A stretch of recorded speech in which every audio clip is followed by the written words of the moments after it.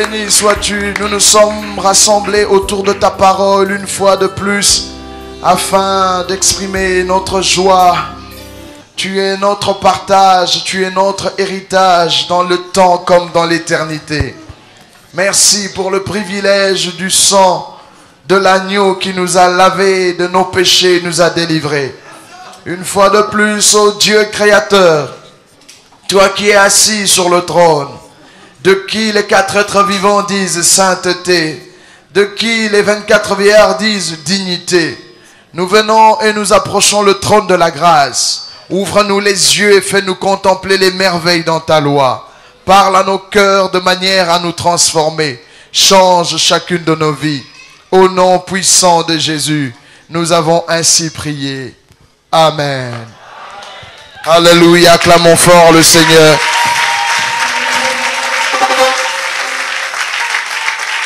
Gloire à l'agneau. Je disais gloire à l'agneau. Je disais gloire à l'agneau. Il est digne de recevoir honneur, gloire et louange. Et si on l'acclamait, je disais gloire à l'agneau. Gloire à l'agneau. Gloire à l'agneau. Alléluia. Béni soit-il.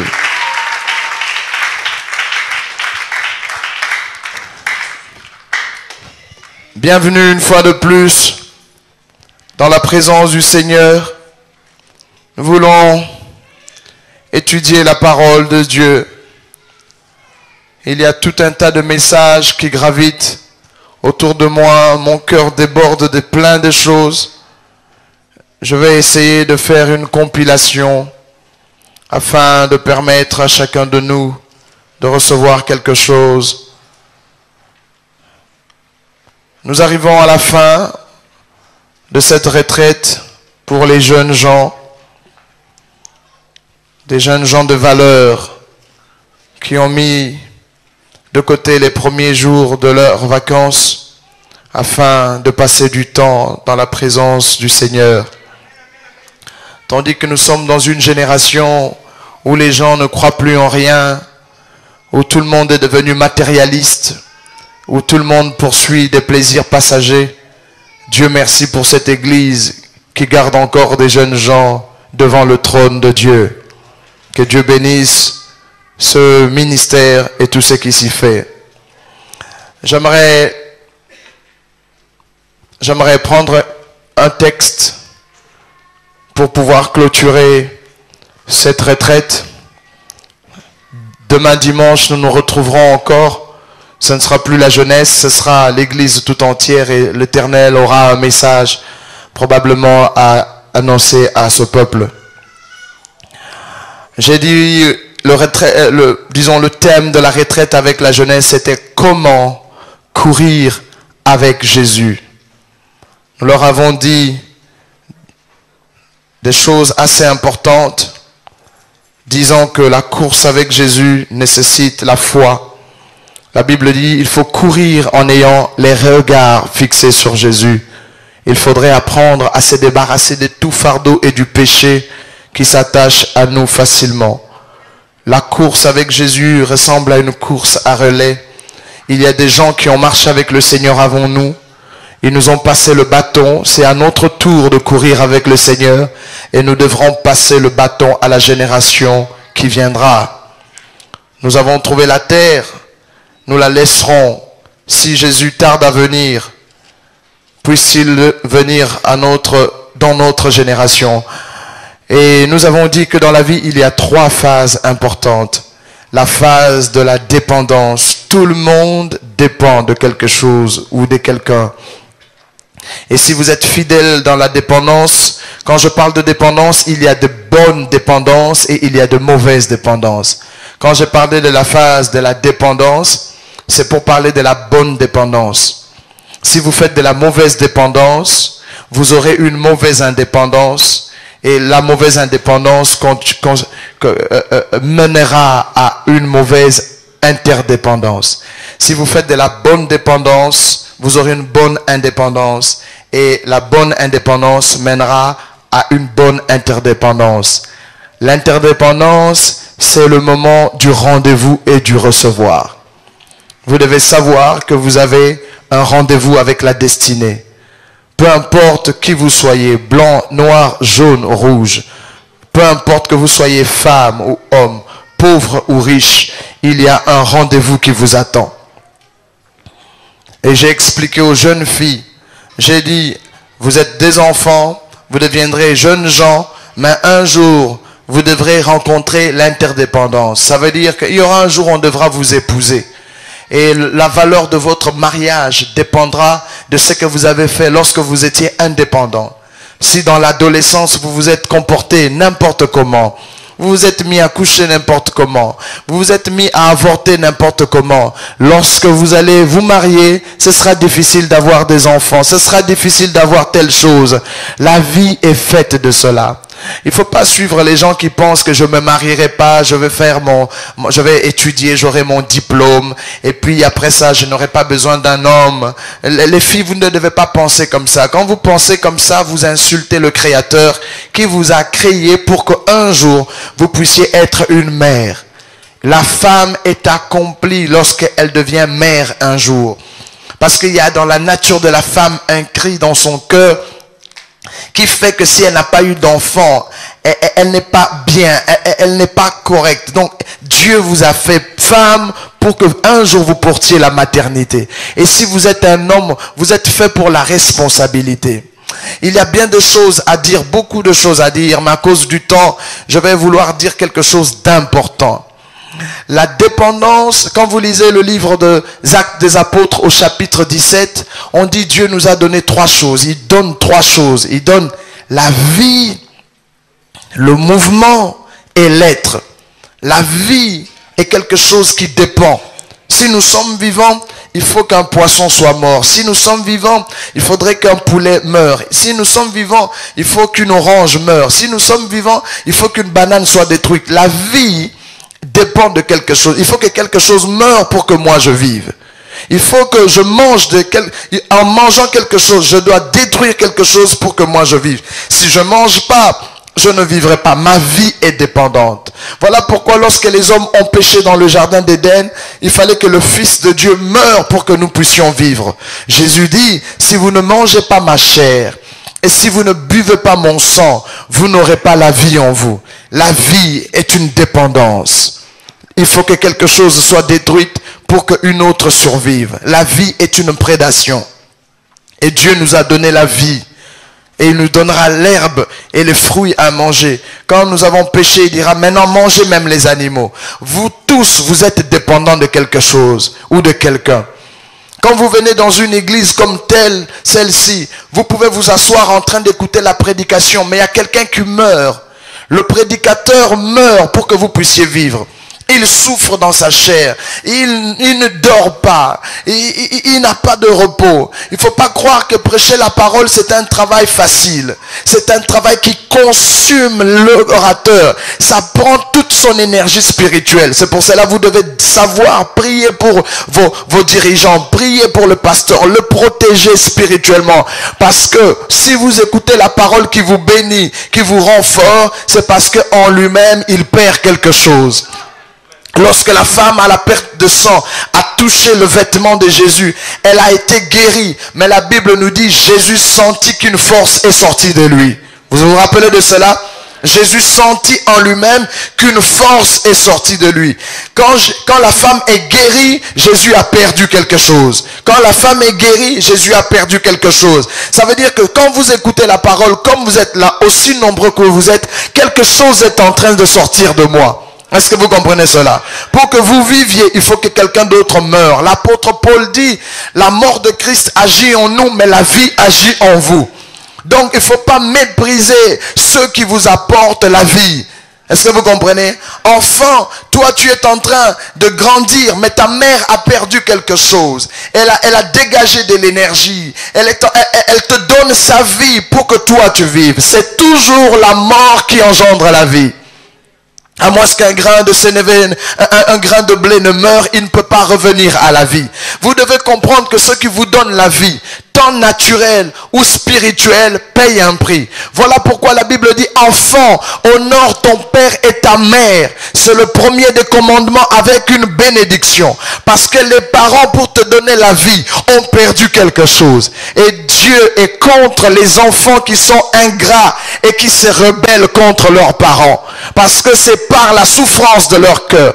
Ta maman a fait 9 mois pour te porter dans son sein. Elle a payé le prix. Lorsque tu étais bébé, elle dormait pas la nuit. Tu avais la fièvre. Elle devait veiller, te donner le sein.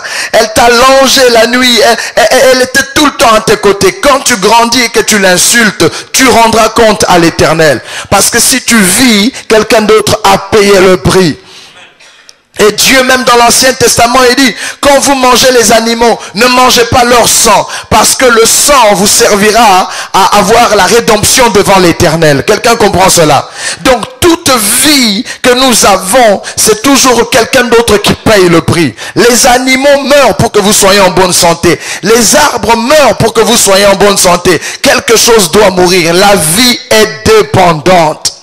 C'est pour cela que vous devez avoir le respect pour la vie. Vous devez avoir le respect pour celui qui vous a élevé. Même si ce n'est pas votre mère qui vous a engendré. Mais si elle est en train de vous encadrer. Même si c'est une tante. Même si c'est une cousine. Vous devez le respecter ou la respecter. La plupart d'entre nous sont maudits parce qu'ils ont été ingrats envers ceux qui leur ont fait du bien.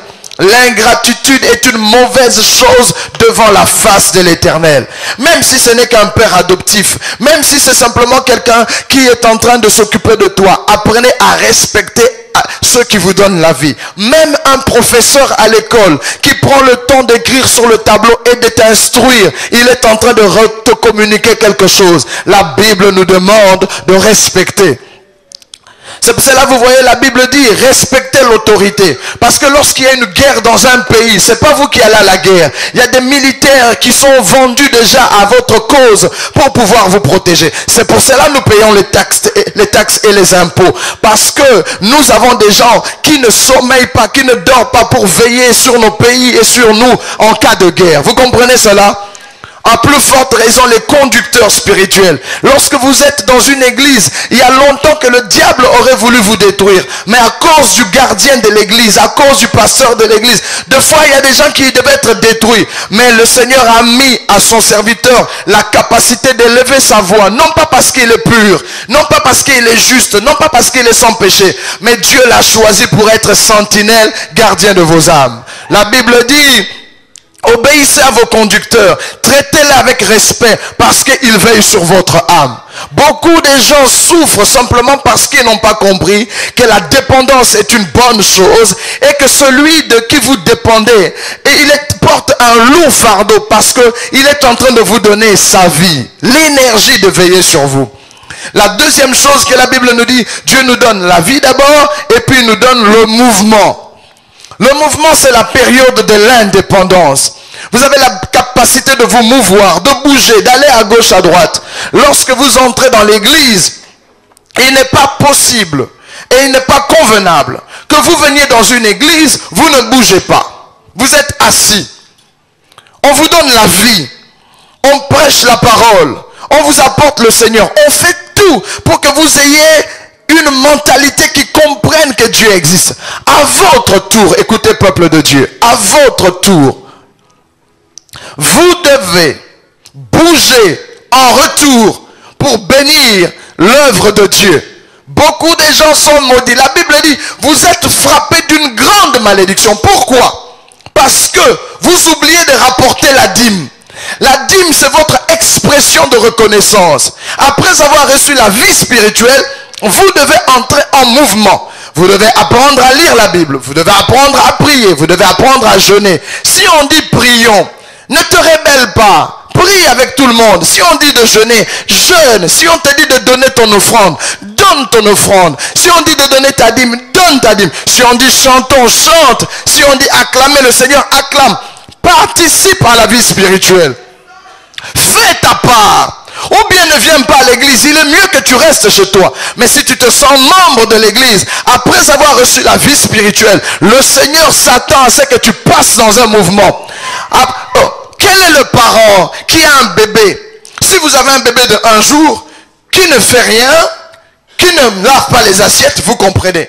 Si vous avez un bébé qui a 3 mois, qui ne fait que pleurer et manger, vous comprenez. Mais si vous avez un enfant de 5 ans, qui fait dans ses habits, un enfant de 5 ans qui ne parle pas, qui fait que manger, ça va vous révolter. Est-ce que vous comprenez cela? Tout parent espère que après 1 an, son enfant se mette à marcher. Après 2 ans, que son enfant se mette à parler. Après 3 ans, tu vas envoyer de force l'enfant à l'école parce que avec la vie doit venir le mouvement. C'est la même chose à l'église. On peut pas être dans une église où vous trouvez des gens qui ont fait 5 ans dans l'église, eux ne font rien. Dimanche, le culte commence par exemple à 8h, eux viennent à 9h.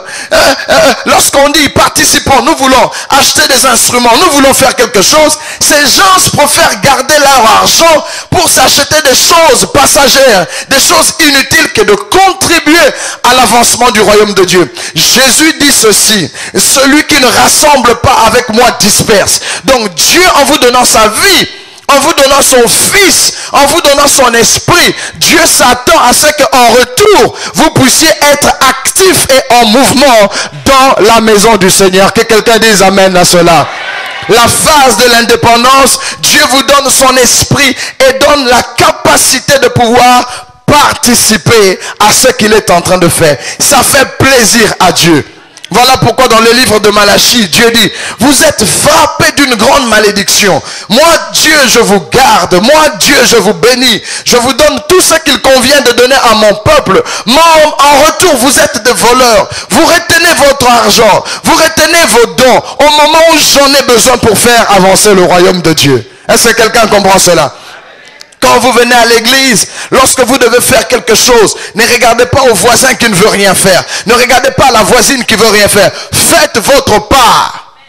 Ça m'étonne souvent lorsque, par exemple, je suis resté longtemps dans le ministère. Ça fait 19 ans bientôt que je suis en train de prêcher à temps plein. Je mange par l'évangile, je bois par l'évangile. Je me suis marié avec l'évangile. J'élève mes enfants avec l'évangile. Je voyage par l'évangile. Quand je dis je vis que de ça, pendant 19 ans, et j'ai vu dans plusieurs pays où je suis passé l'attitude que l'église a souvent. Vous devez apprendre à être sacrificiel avec Dieu. Si vous êtes chrétien, c'est parce que Dieu s'est sacrifié. La Bible dit car Dieu a tant aimé le monde qu'il a donné son fils unique, qu'il n'en avait pas deux. Il a tant aimé qu'il a donné son fils unique, afin que quiconque croit en lui ne périsse point, mais qu'il ait la vie éternelle. Lorsque vous venez à Dieu, Dieu s'attend à vous. Ne dites pas, bon, on va acheter ceci, chacun donne 1 euro, 1 euro, 1 euro. Nous ne gagnons pas de la même manière pour demander à ce que nous puissions gagner 1 euro, 1 euro. Est-ce que vous vous habillez ici comme tout le monde? Est-ce que vous mangez comme tout le monde? Est-ce que vous habitez dans la même maison que tout le monde? Il y a des gens qui sont pauvres, il y a des gens qui sont riches, il y a des gens qui sont bénis. Chacun donne selon la capacité qu'il a reçue de Dieu. Dites amen même si vous n'êtes pas content de ce que je suis en train de dire. Est-ce que vous comprenez cela? On ne peut pas dire non, tout le monde donne 20, 20, 20, 20. Nous voulons acheter des instruments pour l'église. J'ai entendu dire que vous devez acheter un endroit pour vous. Il y a des gens qui veulent qu'on les supplie. Vous avez l'argent. Cet argent est en banque. Pourquoi? Participez à ce que Dieu est en train de vous aider. Soyez reconnaissants. Il vous a comblé. Certains d'entre nous ici devaient mourir du sida il y a longtemps. Tu vivais dans la prostitution. Tu vivais dans n'importe quoi. Mais Dieu a eu pitié de toi. Il t'a éclairé. Et tu viens à l'église. Et on est en train de demander à faire quelque chose pour l'église. Tu dis c'est toujours moi qui fais. Mais Dieu a tout fait pour toi. Oh mon Dieu.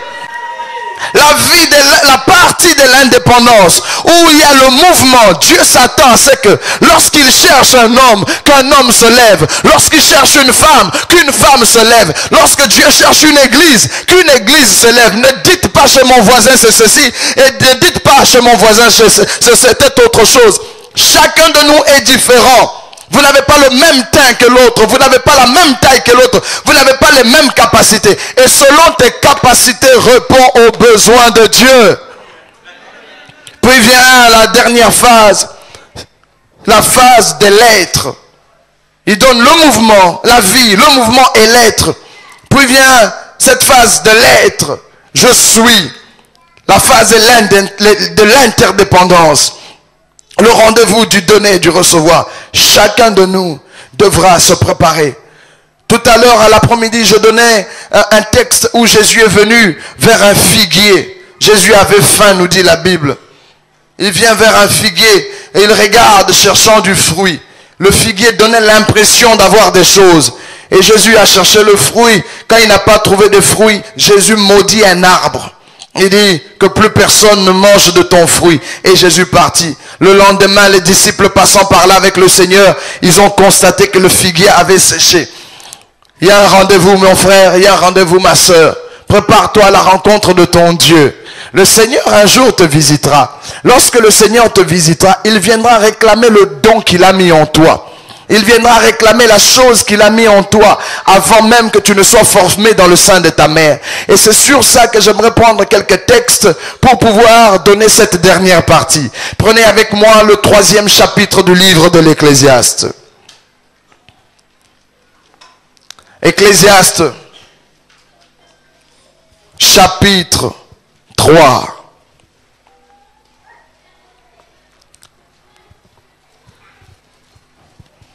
Si vous avez trouvé votre texte, aidez-nous, dites Amen. Ecclésiaste chapitre 3, tout le monde y est? Ecclésiaste 3. Voici ce qui est dit. Je lis pour nous. Il y a un temps pour tout. Un temps pour toutes choses sous les cieux. Un temps pour naître et un temps pour mourir. Un temps pour planter et un temps pour arracher ce qui a été planté. Un temps pour tuer et un temps pour guérir. Un temps pour abattre et un temps pour bâtir. Un temps pour pleurer et un temps pour rire. Un temps pour se lamenter. Un temps pour danser. Un temps pour lancer des pierres et un temps pour ramasser des pierres. Un temps pour embrasser et un temps pour s'éloigner des embrassements. Un temps pour chercher et un temps pour perdre. Un temps pour garder et un temps pour jeter. Un temps pour déchirer et un temps pour coudre. Un temps pour se taire et un temps pour parler. Un temps pour aimer et un temps pour haïr. Et un temps pour la guerre et un temps pour la paix. Le verset 10 dit: j'ai vu à quelle occupation Dieu soumet les fils de l'homme. Le verset 11 maintenant, lisons ensemble, tous ensemble. Il fait... Wow, répétons cette phrase. Je n'entends pas tout le monde lire. Encore une fois. Encore une dernière fois. Et puis la suite. Même il a mis dans leur cœur la pensée de l'éternité, bien que l'homme ne puisse pas saisir l'œuvre que Dieu fait du commencement jusqu'à la fin. Acclamons la parole du Seigneur si vous pouvez. Écoutez attentivement ce texte. Dieu nous interpelle. Il dit: tout ce que vous faites, naître, mourir, se marier, avoir des enfants, pleurer, chercher, étudier, travailler, dormir, se lever, haïr des frères, critiquer des frères, embrasser des frères, se détourner des frères, venir, partir, vouloir, détester, tout ça, Dieu dit, il y a un temps pour chaque chose. Il faut que tout le monde comprenne. Ça n'a pas d'âge pour cela. Il y a un temps pour chaque chose.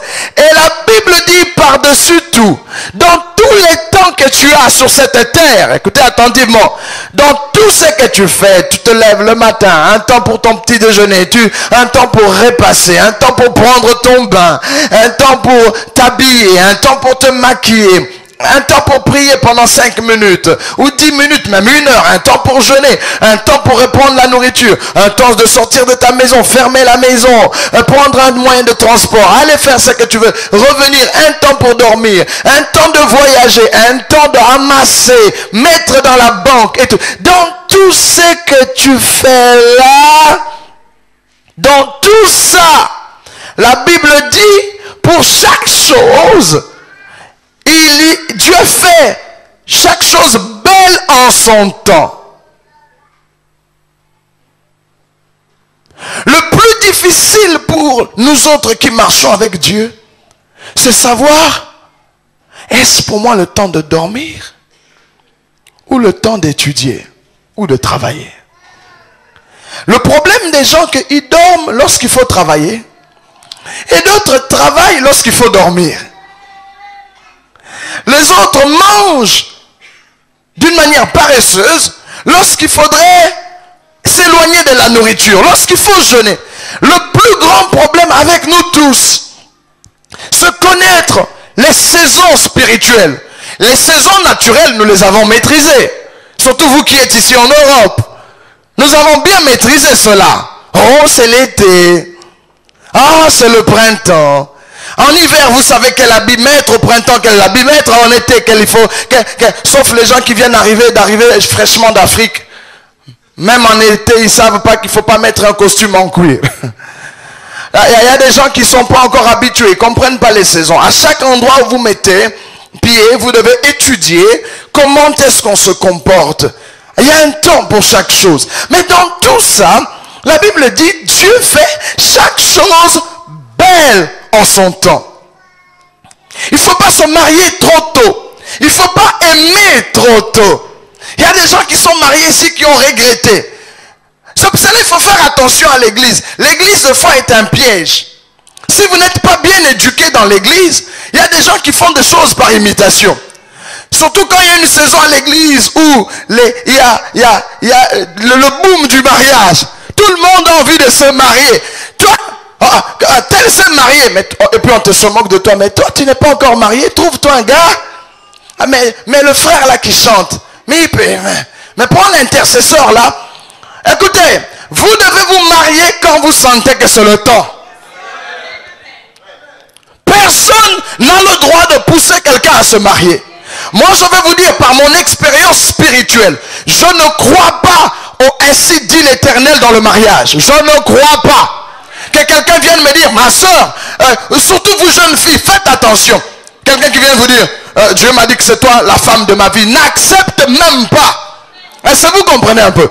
Il y a des hommes et des femmes dans l'église qui ont haï l'église parce qu'on les avait poussés dans le mariage.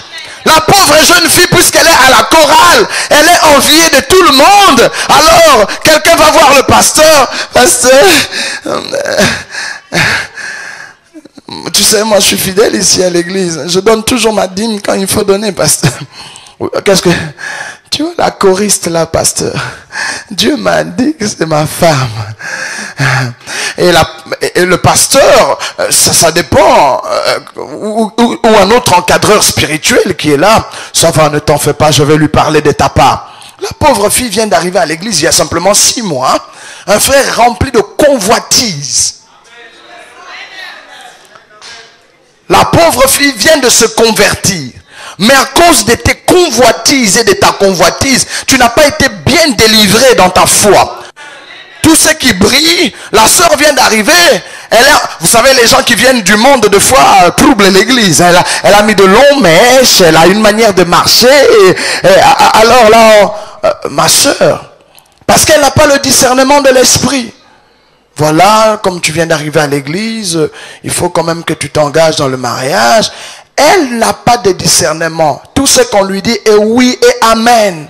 On va lui coller un frère qui n'est même pas le frère de son cœur. Il y a des gens qui se marient dans l'enclos, par ambiance. Vous savez, il y a des gens qui ont regretté de s'être mariés parce qu'ils ont épousé la fille de leur village, la fille de leur quartier. Quand vous voulez vous marier deux fois, il faut sortir de l'enclos. Moi, je ne crois pas que les frères du même église doivent se marier entre eux. Mais allez chercher une femme dans l'église voisine. Oh, excusez-moi. Vous n'aimez pas ça? Bon, mais je expliquais, excusez-moi, il faut pas m'en vouloir. J'espère que vous allez m'inviter prochainement dans cette église. Mais excusez-moi. Je ne connais pas l'église, hein, je ne connais pas les affaires de l'église. Quand je parle comme ça, je parle par le Seigneur. Il y a un temps pour tout. Quand ce n'est pas le temps, c'est comme nos mamans qu'on épousait en Afrique. Elle a 13 ans, elle n'est même pas mûre. Mais vous voyez, c'est juste parce qu'elle porte une... Elle a grandi un peu. Vous voyez un vieux papa sorcier du village. Il jette son dévolu sur la pauvre femme qui a... Pauvre, pas femme. À 13 ans, on n'est pas femme. À 13 ans, on n'est pas femme. C'est juste une petite fille. Mais bon, parce que nous n'avons pas connu les saisons. Vous voyez les gens qui n'ont pas... moi, j'ai vu, quand nous étions en Afrique de fois, je ne sais pas pourquoi, les gens ne veulent pas attendre que quelque chose mûrisse bien. Même une mangue, au lieu de la laisser mûrir, on préfère la couper et manger avec du sel. L'orange n'est pas mûre, on enlève. Des petits poissons qui n'ont pas encore grandi. Mais vous voyez que quand on a grandi, qu'on a la science, même ici en Europe, quand vous avez attrapé un poisson d'une certaine taille, on vous dit qu'il faut remettre ça dans l'eau. Est-ce que vous comprenez? Parce que Dieu a mis chaque chose pour un temps. C'est Dieu qui a créé le temps. La Bible dit le premier jour, Dieu dit que la lumière soit et la lumière fut. La Bible dit il eut un soir, il eut un matin, ce fut le premier jour. Il eut un soir, un matin, ce fut le deuxième jour. C'est Dieu qui a créé le temps. C'est Dieu qui a créé le temps. Le texte que nous venons de lire est en train de dire, il y a un temps pour chaque chose. Il y a des gens qui ont échoué dans la vie. Surtout, je me rappelle lorsque nous étions en Afrique et que nous étions en train de prier. Il y a des gens qui ne sont pas allés à l'école au nom de la prière. Oh non, frère. Vanité de vanité, frère. Ils n'ont pas été à l'école au nom de l'église. Ils étaient tout le temps en permanence. Ils pensaient que quand ils sont en train de prier, d'adorer Dieu, Dieu va leur donner un diplôme. Les diplômes ne viennent pas par la prière. Tu dois étudier quand tu vas à l'école. Est-ce que vous comprenez? Il y a des gens qui ont une foi superstitieuse. Ça veut dire qu'ils n'ont pas étudié suffisamment la parole. Ils ne connaissent pas la parole. Et la Bible dit, mon peuple, Dieu n'a pas dit le peuple de quelqu'un d'autre. Il dit, mon peuple périt par faute de connaissance. L'ignorance tue. Ne crois pas que si tu jeûnes et tu pries, Dieu va te donner la révélation des mathématiques. Jamais. Tu dois bosser dur. Le travail est divin. Dieu lui-même a travaillé 6 jours. Et il s'est reposé après. Vous savez, j'avais tellement la foi. Je me suis battu pour apprendre à jouer au synthétiseur au clavier, au piano pendant 13 ans. 13 ans. Je ne voulais pas aller à l'école de piano. Je ne voulais pas avoir un professeur. Moi, je croyais qu'à force de vouloir, le piano va s'ouvrir un jour. Et il y a des nuits où je suis resté sans dormir et j'ai parlé en langue. Je suis là devant le piano. Moi, prédicateur, hein. Je parle en langue. Et puis je mets les mains sur le piano. Je crois que directement des merveilleux sons vont commencer à apparaître. Pendant 13 ans. Jusqu'à ce que je décide l'année passée d'aller finalement à l'académie de musique. Est-ce que vous comprenez un peu? Vous devez apprendre à écrire et à lire. Vous devez apprendre. C'est pour cela que vous voyez nos pays africains. Nous prions beaucoup et nous sommes superstitieux. Nous croyons que Dieu va nous donner l'intelligence pour fabriquer les voitures et les ordinateurs. Et nous ne voulons pas être ingénieurs en informatique. Vous rêvez, mes frères, vous rêvez. Vous allez passer par le Cameroun, par l'Algérie et vous allez vous noyer dans la mer. Passant par l'Espagne. Vous savez, ceux qui sont venus par ce chemin-là comprennent ce que je veux dire. Il faut, nous n'avons pas une foi sotte. Voilà pourquoi Dieu nous a donné un si grand livre. Nous avons une foi intelligente. Avec ton cœur et avec ta tête. Dieu a fait que tout l'homme soit complet. L'esprit doit être en activité. L'intellect doit être en activité. Le corps doit être en activité. Pour garder Adam éveillé, dans le jardin d'Éden, Dieu avait placé l'arbre de la connaissance du bien et du mal pour que l'homme veille spirituellement. Pour son intellect, Dieu a envoyé des animaux pour voir comment l'homme allait les nommer. Sans ordinateur, sans cahier, Adam devait retenir le nom de tous les animaux avec sa tête. Et pour le corps, Dieu lui donna le jardin d'Éden pour le garder et le cultiver. Alors j'aime des frères, puisqu'il joue un peu au synthétiseur à l'église, il veut qu'on le paye. Puis il joue à la batterie, il veut qu'on le paye. Ah non, où vont les offrandes? Nous tous on souffre ici. Pour 1 heure de modération ou de quoi, tu veux qu'on te paye? Pourquoi? Le salaire est fait pour ceux qui sont vendus pour une cause, qui payent le prix acharné. Est-ce que vous comprenez? Ne rêvez pas. Si vous échouez dans la vie, ce sera votre faute. Un temps pour chaque chose. Ah, il y a des jeunes filles. C'est le temps de se marier. Mais elle est trop belle pour aller faire les... Elle a 23 ans, 24 ans. On lui propose un mariage. Elle est trop belle, elle n'a pas le temps. Et on vient te demander un mariage. Ah non, man. Est-ce que tu as une voiture?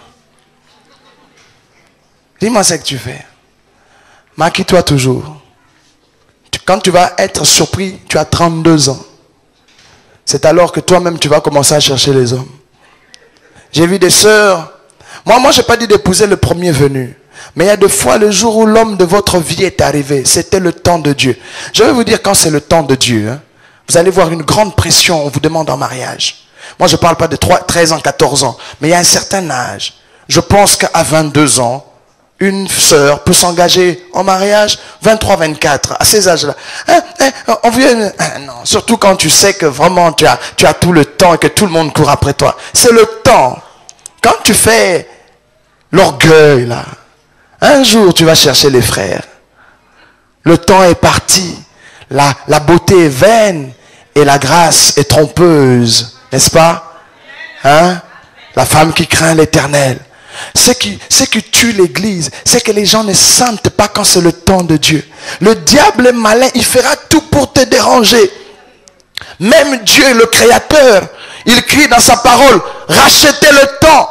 Lorsque le temps fut accompli, Dieu a envoyé son Fils. Dieu fait chaque chose stratégiquement dans le temps. Vous voyez cette église comme vous êtes ici là. Vous êtes arrivé quelque part, il faut que l'église fasse certaines choses. Il y a de ces choses, quand une église ne l'a pas accompli à temps, votre église peut passer à côté. Est-ce que vous comprenez cela? Il y a de ces valeurs, comme je vois vous avez l'intention d'acheter un bâtiment. Le Seigneur sait pourquoi est-ce qu'il vous pousse à acheter un bâtiment maintenant après toutes ces années. Parce qu'il va arriver une crise de foi dans l'église que seul un objet de valeur va vous continuer à vous unir. Je ne sais pas si vous comprenez cela. Nous avions notre église au Congo. Nous étions en train de louer pendant des années. On était sous les arbres. Un jour, nous étions là à l'église. Un prédicateur est venu avec un message qui n'était pas aussi extraordinaire. Hein. Un simple message. Il nous disait, voilà, il faut apprendre à donner pour bâtir un temple. Faites un effort, ceci, ceci. Les gens même étaient en train de dormir. Vous savez, il y a de ce jours où on prêche, il y a le feu. Il y a de ce jours où quelqu'un qui parle. Mais faites attention, c'est pas toujours quand on crie qu'il y a le feu. Des fois, Dieu vient par une brise légère. Dieu parle tantôt d'une manière, tantôt d'une autre. Il y a des jours où il vient avec un tremblement de terre. Il y a un jour où il vient avec le feu. Il y a un jour où il vient avec une tempête. Il y a des jours où c'est juste un murmure doux et léger. Le prédicateur a parlé simplement. Mais là où j'étais dans mon cœur, j'ai senti la présence de Dieu. Je suis venu dire à mon pasteur, j'ai dit, pasteur, c'était un jeudi après-midi. Notre culte, on le fait. Je dis, pasteur, Dieu vient de me dire qu'aujourd'hui, si l'église ne fait rien, on ne fera plus jamais quoi que ce soit. Il me dit, bon, lève-toi, va parler. Je me lève. Après la prédication, les gens étaient en train de prier. Je dis aux gens, s'il vous plaît, regardez-moi un instant. Je dis, le Seigneur me dit qu'aujourd'hui, si nous ne mettons pas notre argent ensemble pour acheter quelque part, on ne le fera plus jamais. Oh mon Dieu. Puisque j'étais convaincu de la chose, j'ai dit moi-même, je suis un exemple. Mon épouse était là. Je donne tout ce que j'ai à la maison. Tout mon mobilier, tous mes appareils, je donne ça pour que nous puissions acheter l'église. Pendant 3 minutes, personne ne bougeait. Tout le monde est en train de se regarder ce qu'il faut faire. Dieu merci. Un frère se levait avec 10 000 $, 13 000 $. Quand il s'est levé, il a dit ça. Un autre s'est levé. Et ce jour-là, nous avions suffisamment d'argent. C'est sacrificiel, hein? C'est sacrificiel. On ne fait pas les choses de Dieu avec qui veut donner un peu. C'est toujours un sacrifice. Mais c'était le temps. Plus tard, notre église a eu des problèmes terribles. Même les gens qui auraient voulu partir, mais lorsqu'ils pensent qu'ils avaient déjà acheté le bâtiment, qu'ils avaient investi, l'église qu'on avait acheté devenait un patrimoine pour nous. C'était une chose qui nous consolidait. Est-ce que vous comprenez?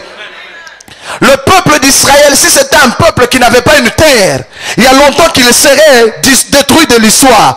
Mais vous voyez, ils savaient qu'ils ont une terre que Dieu leur avait donnée. Ils se sont battus jusqu'à ce qu'ils retournent dans leur pays. C'est un petit peuple, mais puisqu'ils ont leur territoire, ils savent au moins se défendre. Est-ce que vous comprenez cela? Il y a un temps pour chaque chose. Lorsque Dieu te visite, lorsque le Seigneur passe par là, réveille-toi, toi qui dors. Il faut être sensible et reconnaître le moment de la visitation de l'Éternel. Le problème est que la plupart d'entre nous, vous connaissez l'histoire, la parabole des 10 vierges.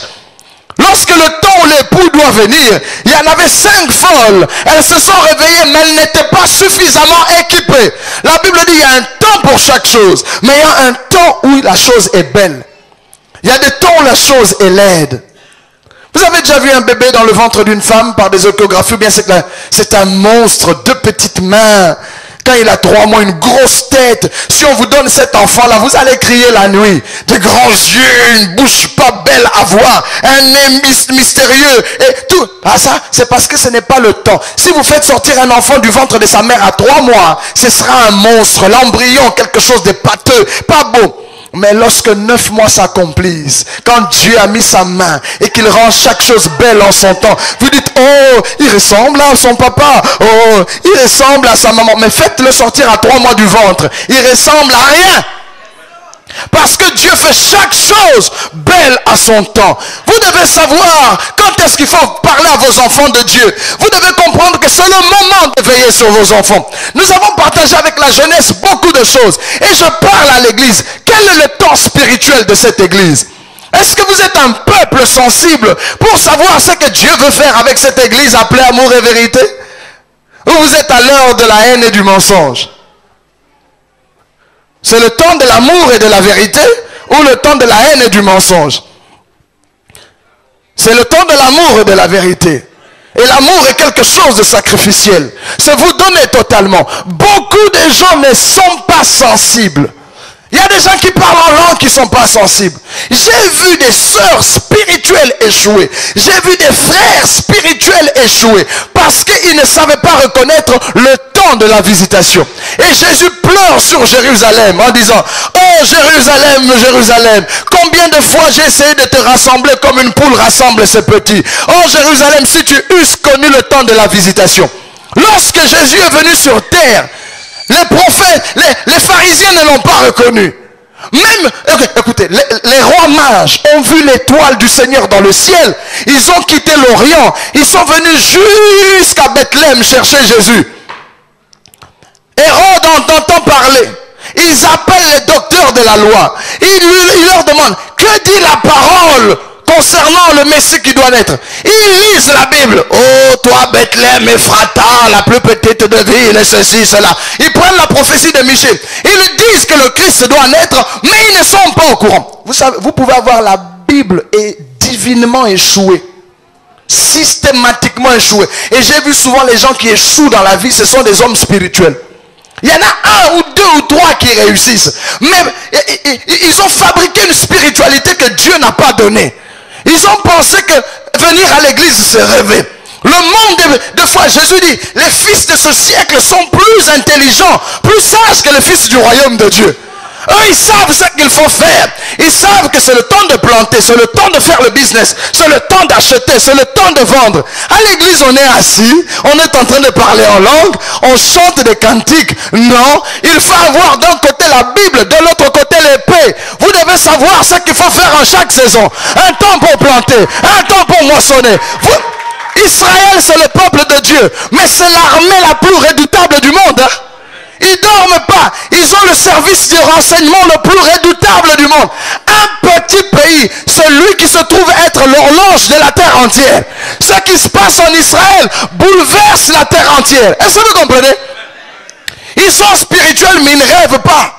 Un peuple d'agriculture, sur des cailloux, sur des déserts. Israël produit des tomates qu'il exporte. Un tout petit pays fait des oranges et des fruits qu'il exporte. Vous trouvez des gens comme les gens du Congo-Kinshasa, un grand pays. Ils sont simplement fiers. Notre pays est un scandale, vous le dites, hein? Chez nous, il y a toutes sortes de minéraux. On a l'or, on a le diamant. Qu'est-ce que tu fais ici en France? On a le diamant, on a l'uranium, on a le coltan. Pourquoi ça? Il ne suffit pas d'avoir la Bible. Il faut encore étudier la Bible et se laisser instruire par le Saint-Esprit. Dieu n'est pas un Dieu de paresseux. Jésus, notre Seigneur, avant qu'il commence le ministère, il était charpentier, n'est-ce pas? Est-ce que vous comprenez cela? Il était charpentier. Je disais aux jeunes, Jésus n'a jamais pris comme apôtre et disciple de paresseux. Quand il est venu à Pierre, Pierre était en train de bosser. Quand il est venu chercher Matthieu, Matthieu était collecteur d'impôts.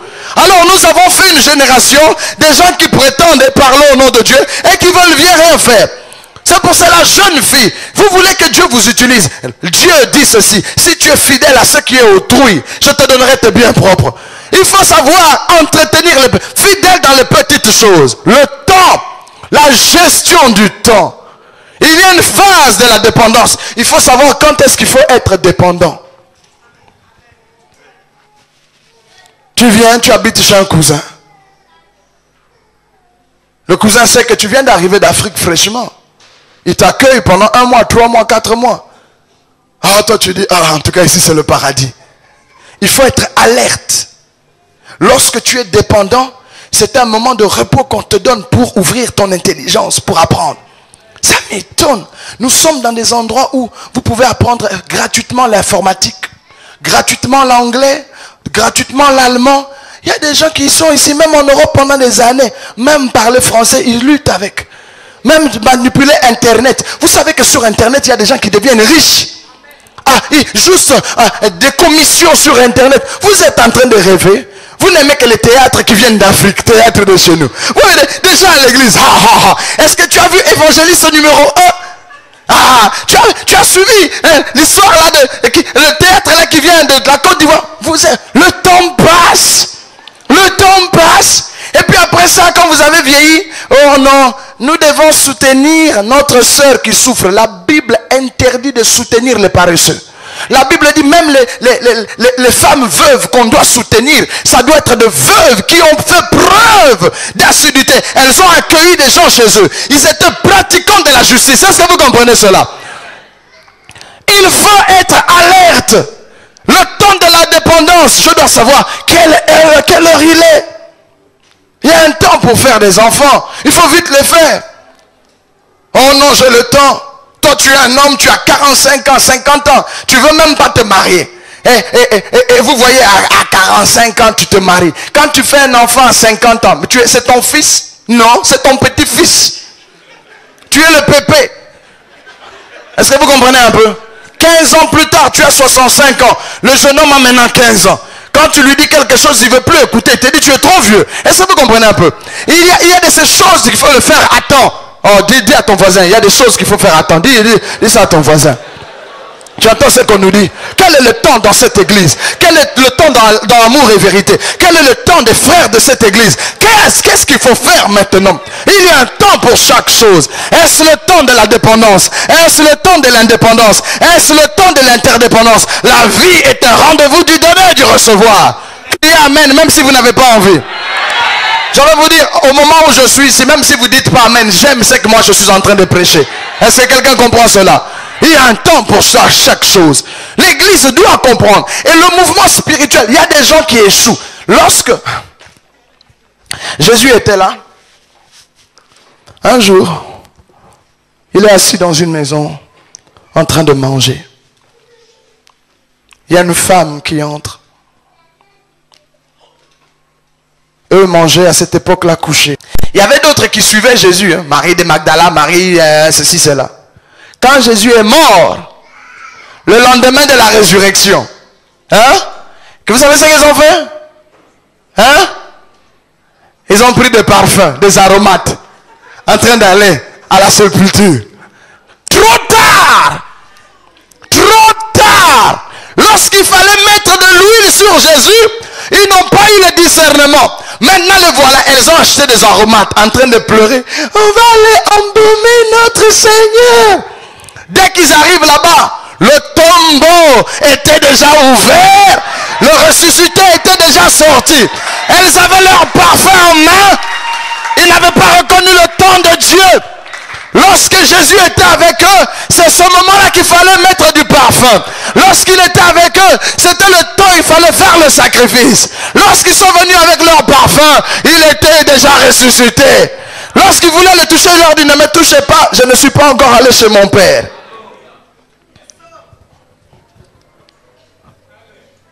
Je ne sais pas si je m'adresse à l'église. C'est le temps où cette église doit faire quelque chose pour le Seigneur. Si vous dites, oh non, moi j'ai rien, j'ai pas assez, j'attends, quand j'aurai plus, quand tu auras plus, tu verras que quelqu'un d'autre a déjà béni l'église et tu auras raté ta bénédiction. Est-ce que vous comprenez cela? Il faut savoir, il y a de ces choses, quand la mer rouge s'ouvre, il faut savoir quand est-ce qu'il faut vite passer. Tu passes en retard, elle se referme. Israël, ils sont arrivés au bord de la terre promise. Dieu dit, allez-y maintenant, prenez la terre promise. 10 des espions, parmi les 12, 10 n'étaient pas au temps de Dieu.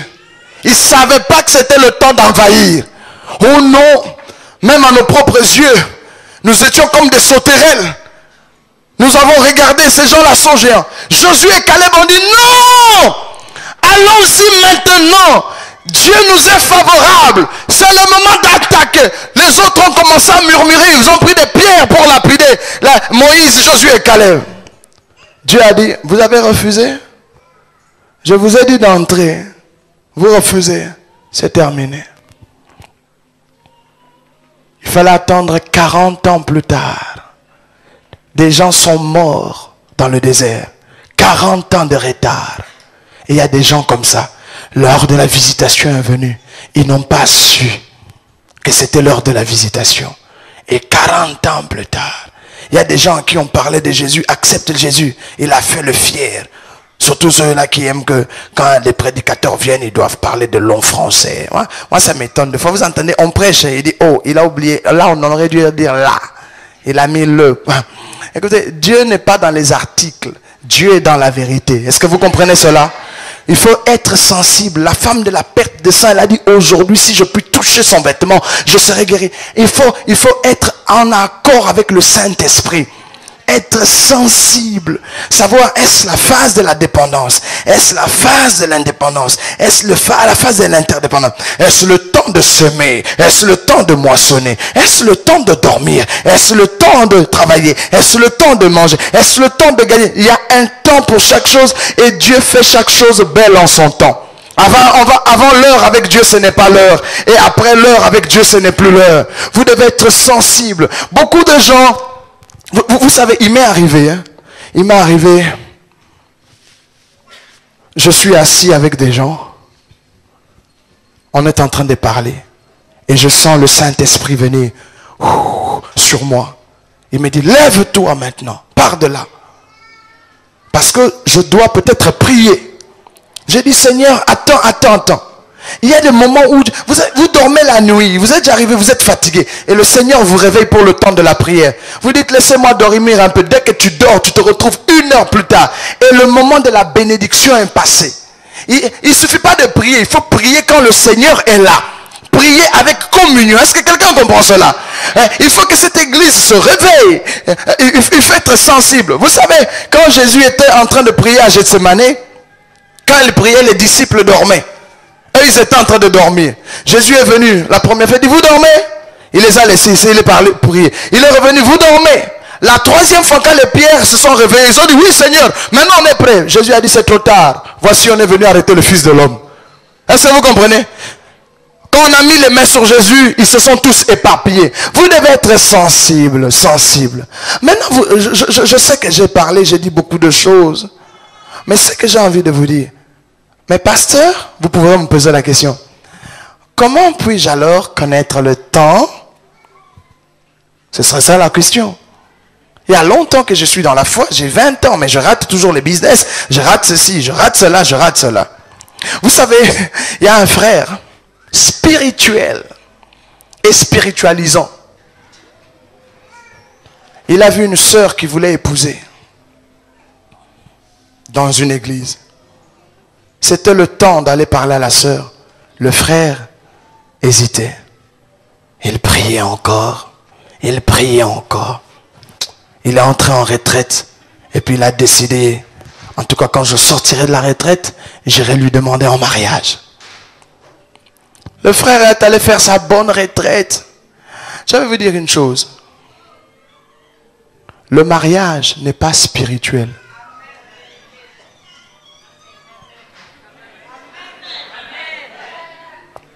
Il n'y a rien de spirituel dans le mariage. Le mariage est une institution divine que pour la chair. C'est pour cela qu'ils lui ont demandé, Jésus, il y a eu 7 frères qui ont pris une sœur. Lorsque le renouvellement des choses se fera, à qui elle appartiendra? Jésus a dit, mais là-bas on ne se marie pas. Le mariage c'est pour la chair. C'est pour cela qu'on n'a pas dit, et les deux deviendront un même esprit. On a dit, les deux deviendront une seule. Qu'est-ce qu'Adam avait dit? Oh, Shikerabamo, voici ma soeur spirituelle. Ils étaient dans le jardin d'Éden, hein? Il n'y avait pas encore de péché.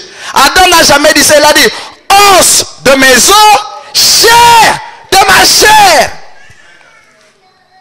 Les gens se sont trompés. Ils ont vu une sœur dans l'intercession qui parle en langue comme le feu. Ils ont dit, oh, ça ferait une bonne épouse. Épouse là.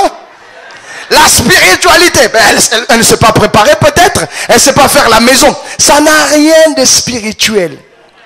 C'est quelque chose de charnel. C'est pour cela que Dieu a donné les animaux pour voir comment Adam les nommerait. On a fait passer le chimpanzé, on a fait passer le chat. Dieu, la Bible dit, lorsqu'il vit Ève, c'est quand il dit, oh, voici cette fois-ci. La femme ou l'homme que tu dois épouser, il faut qu'elle te plaise avec les yeux. Il ne faut pas venir chez les sœurs avec des versets bibliques. Il y a des frères vraiment. Ma sœur, tu sais, même le livre de Timothée dit ceci. Non, ne dis pas, dis-lui je t'aime. Tes yeux sont comme le soleil lorsqu'il se couche. Lorsque je regarde ta manière de marcher, ma sœur, je perds mon cœur. J'ai envie de te mourir. Là, rien qu'à te voir comment tu souris, mon cœur est en train de battre fort. Je t'aime. Ce que j'aime chez toi. Je sais qu'on a des sœurs à l'église, mais ta manière de marcher me fait perdre les moyens. C'est toi la femme de ma vie. Vous avez déjà lu Cantique des Cantiques?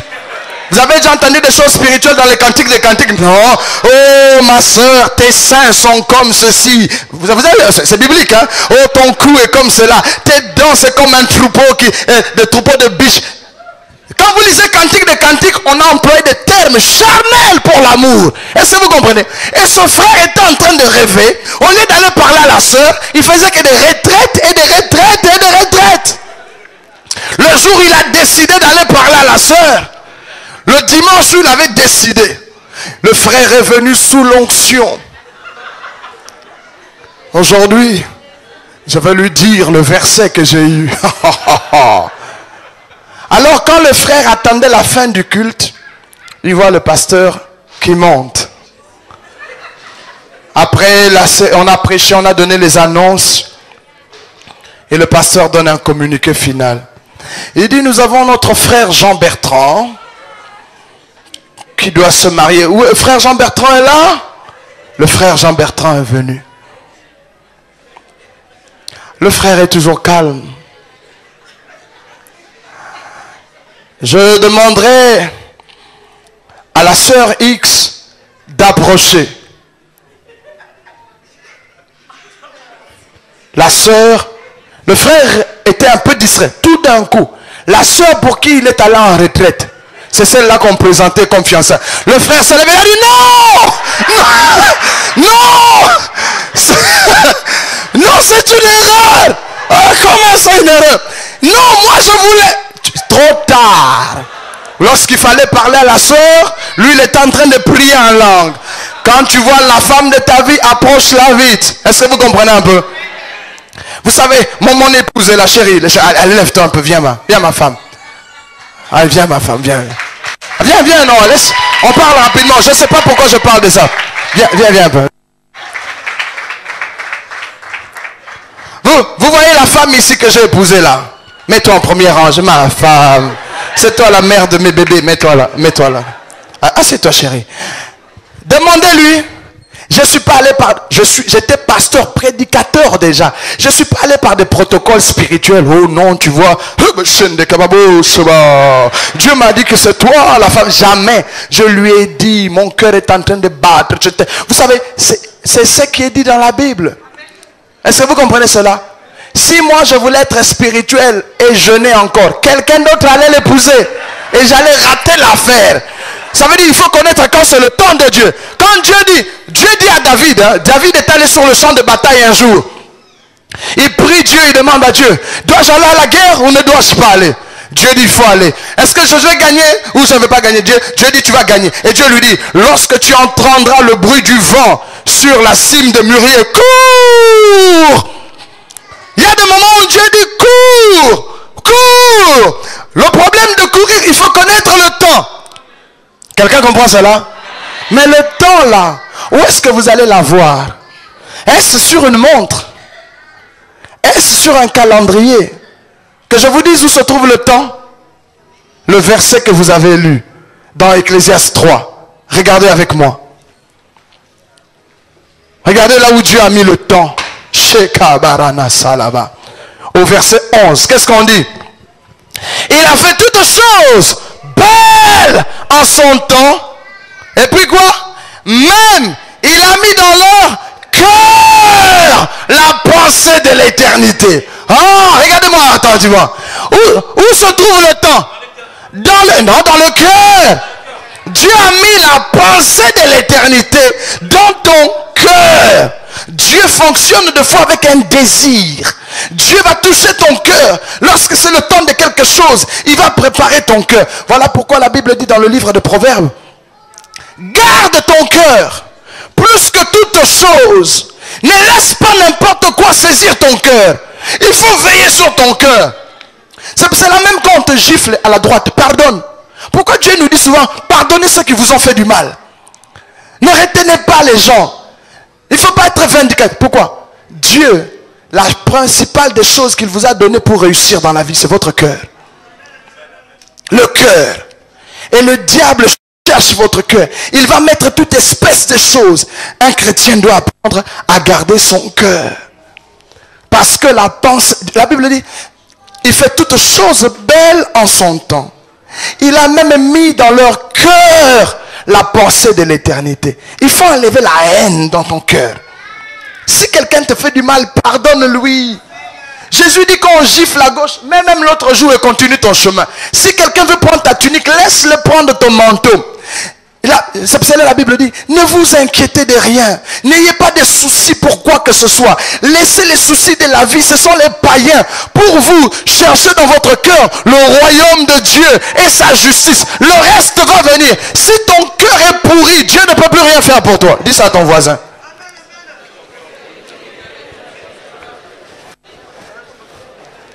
Garde ton cœur. Ton cœur est la chose la plus précieuse que Dieu t'a donnée. C'est pour cela que vous verrez, le diable quand il s'attaque d'abord au cœur. Vous vous rappelez ce que nous avons dit ensemble le jeudi?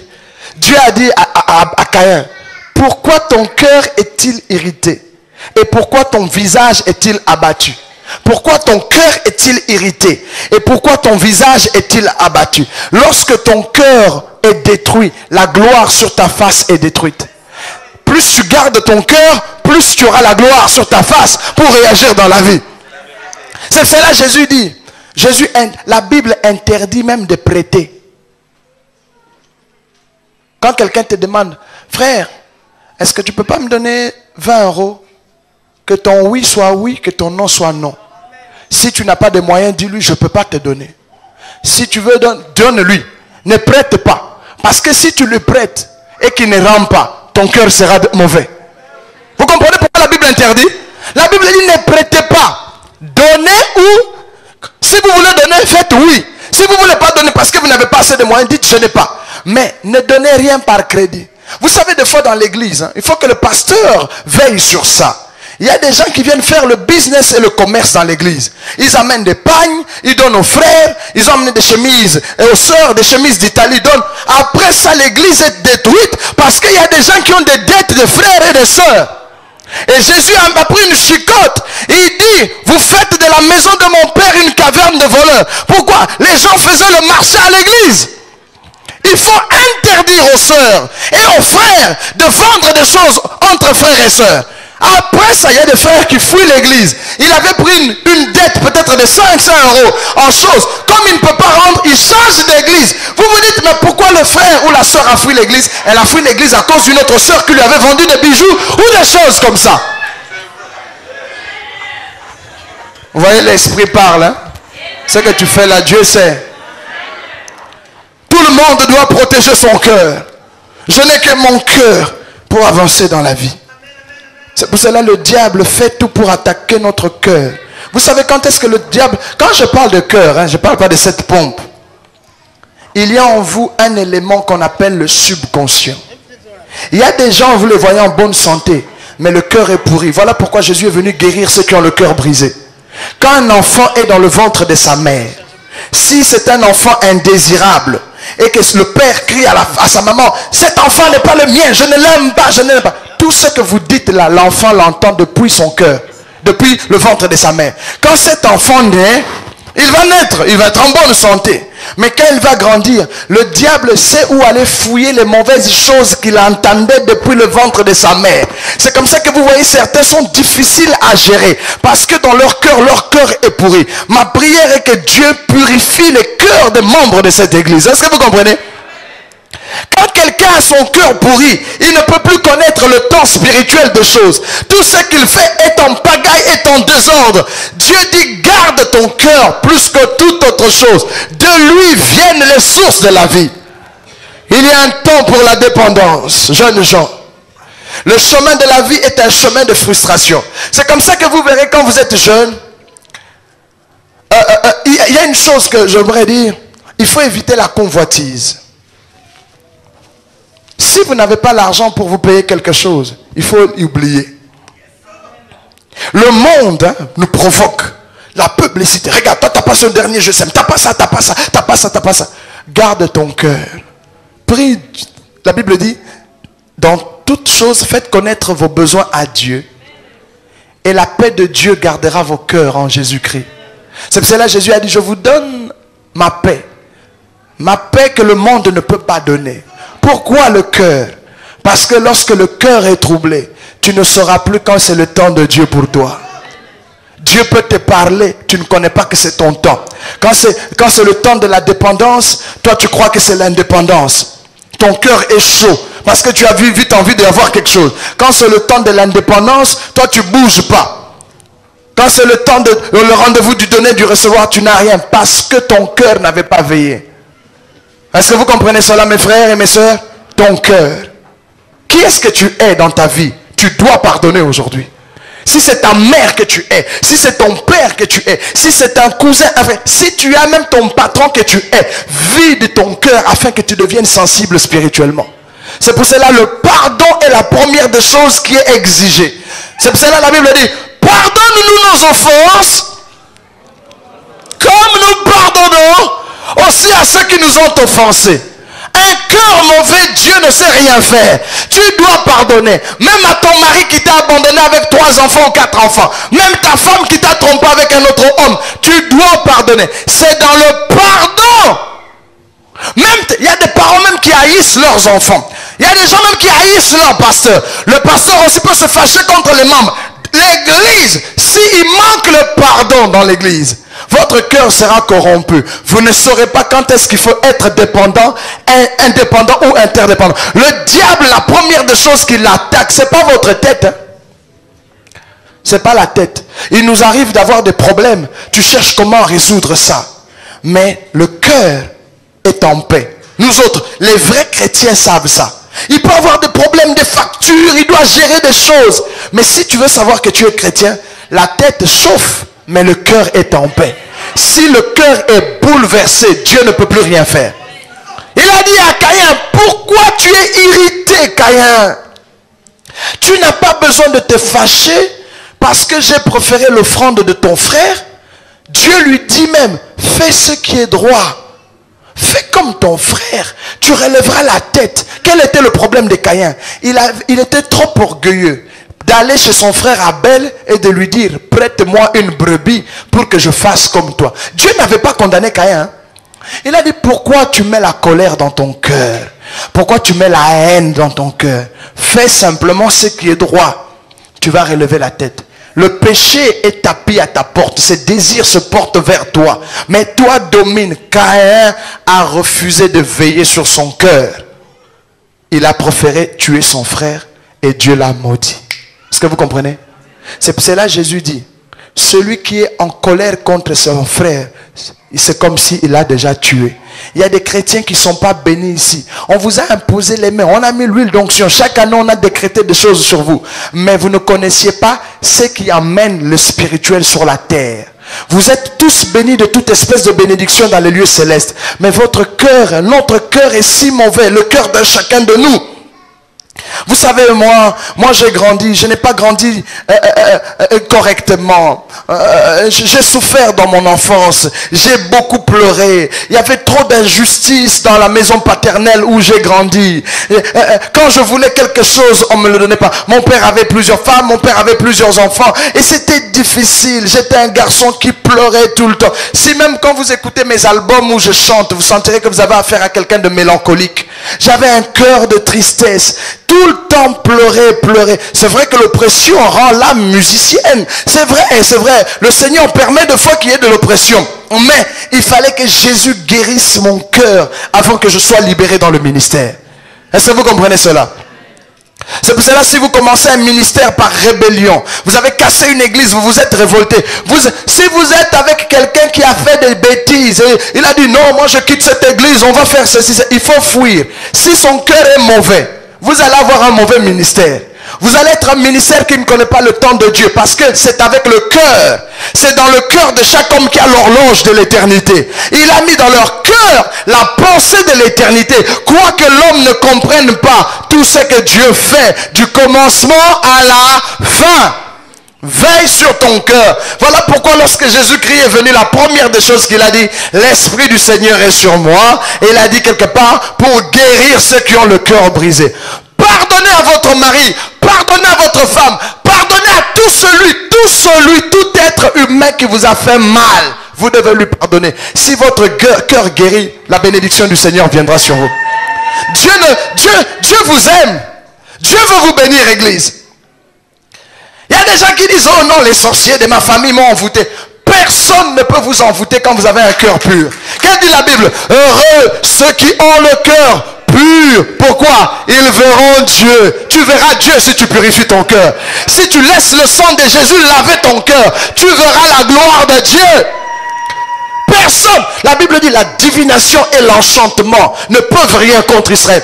Personne ne peut vous envoûter. Personne ne peut vous maudire. Vous vous maudissez vous-même parce que vous avez un cœur noir. Est-ce que vous comprenez cela? Garde ton cœur. Même si on te gifle, on te critique. Qui est-ce qu'on ne critique pas? Dieu lui-même on critique. Et toi tu ne veux pas qu'on va. Dieu est bon. Dieu est parfait. Il a perdu un tiers des anges au ciel. Le diable a fomenté des choses sur le Seigneur. Et un tiers des anges. Combien de gens maudissent Dieu ici? Voyez les gens qui disent, oh si Dieu était là, pourquoi il y a la guerre en Irak? Si Dieu était là. Vous avez déjà entendu? Ils respirent l'air que Dieu a donné. Ils ont le soleil que Dieu a donné. Ils se réjouissent des choses que Dieu a données. Mais ils s'attaquent à Dieu. Est-ce que Dieu a déjà fait descendre le feu? Jésus a dit, si vous critiquez le Fils de l'homme, il n'y a pas de problème. La seule personne qu'il ne faut pas critiquer, c'est le Saint-Esprit. Pourquoi pas le Saint-Esprit? Car Job a dit, l'Esprit de Dieu m'a créé et le souffle du Tout-Puissant m'anime. Le Saint-Esprit est à la base de tes mouvements. Celui qui permet à ton cœur de battre. C'est le Saint-Esprit qui permet à tes poumons de respirer. C'est lui qui fait couler le sang dans tes veines. C'est lui qui tient l'univers. Si tu blasphèmes contre lui, il n'y aura pas de... Même Jésus, on a critiqué Jésus. Même Dieu, on le critique. Dieu ne se fâche pas. Toi, si on te critique, où est le problème? Mon, joue pas avec moi. Mon, dis pas de ça. Et tu vas suivre des ragots, de ceci, cela. C'est pour cela il faut éviter d'écouter les gens qui viennent vous raconter ce qu'on a dit sur vous. Oh non, tel t'a critiqué. Dis, laisse-moi tranquille, j'ai pas le temps pour ça. Mon avenir m'attend, demain m'attend. J'ai trop de choses à faire. Sachez que tout celui qui se bat pour le succès, on le critique. Vous comprenez cela? On peut vous critiquer, mais vous finirez par être président de la République. Les gens peuvent dire du mal de vous. Ayez les yeux fixés sur la croix. On a critiqué Jésus. On a dit Belzébul. On a dit que c'était avec la magie qui faisait des miracles. Jésus ne s'occupait pas de cela. Ce qui comptait pour lui, c'était accomplir la volonté de son Père. Lorsqu'il était à la croix pendu, on a dit, si tu es le Fils de Dieu, descends de là et nous allons croire en toi. Lui disait simplement, Père, pardonne-leur car ils ne savent pas ce qu'ils font. Jusqu'à ce qu'il ait fini toute chose, il a dit, Tétélestai, tout est accompli, mon Père, je remets mon esprit entre tes mains. Mis dans le tombeau 3 jours, il est sorti en tant que Seigneur de gloire. Les critiques n'ont plus d'effet pour lui. Il est allé s'asseoir à la droite de Dieu. Et Dieu lui a dit, assieds-toi à ma droite jusqu'à ce que je fasse de tes ennemis ton marchepied. Tout le monde critique Jésus aujourd'hui. Mais il y a un jour où tout genou fléchira et toute langue confessera que Jésus-Christ est Seigneur à la gloire du Père. Les gens peuvent te critiquer. Les frères de Joseph critiquaient Joseph. Ils l'ont même vendu. Mais un jour, ils ont tremblé devant leurs frères. Les critiques ne tuent pas. Je n'ai jamais vu quelqu'un qui a gonflé ou qui a une bosse parce qu'on a critiqué. Non. Quand on t'a critiqué, mets-toi à l'aise, mets du parfum sur toi. Lave ton corps, mets tes beaux habits, bénis l'Éternel. Quand on te critique, David un jour, on était en train de le critiquer, on disait du mal de lui. Un de ses lieutenants a pris l'épée. Il voulait tuer la personne qui insultait David. David a dit, laisse-le faire. S'il me critique et m'insulte comme ça, Dieu entend et Dieu aura pitié de moi. Les gens qui te critiquent appellent l'attention de Dieu sur toi. Parce que ton Créateur t'a créé. Il ne faut pas avoir peur qu'on vous dise du mal de vous. Et si on dit du mal de vous, on vous rend célèbre devant l'Éternel. Vous voyez cela? On vous rend célèbre devant l'Éternel. Et l'Éternel défendra votre cause.